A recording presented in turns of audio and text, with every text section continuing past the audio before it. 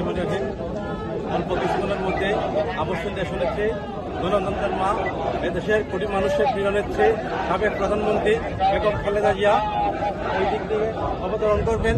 ওনার সাথে আছেন আমাদের সিলেটের কৃতি সন্তান, সিলেটের গর্ব ডাক্তার রহমান সহ জিয়া পরিবারের আর অন্যান্য সদস্য। আমরা সাধারণ জনগণের পক্ষ থেকে, জাতীয় পরিবারের পক্ষ থেকে, যুবদলের পক্ষ থেকে ওনাদেরকে স্বাগত জানাই। চিকিৎসা শেষে লন্ডন থেকে উনি আজকে দেশে আসবেন।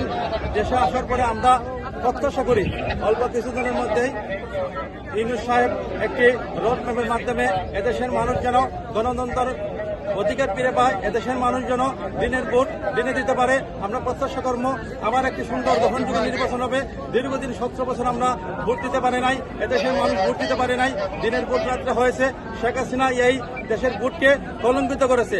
আমরা প্রত্যাশা করব আগামী দিনের রাষ্ট্রনায়ক দেশনায়ক তারেক রহমানের নেতৃত্বে ইনশাল্লাহ একটি সুন্দর গ্রহণযোগ্য ভোট এদেশে অনুষ্ঠিত হবে। এখানে হাজারো মানুষ এখানে উপস্থিত আছেন। দেখেন উৎসুক মানুষ, এদেশের অনেক মানুষ এখানে উপস্থিত।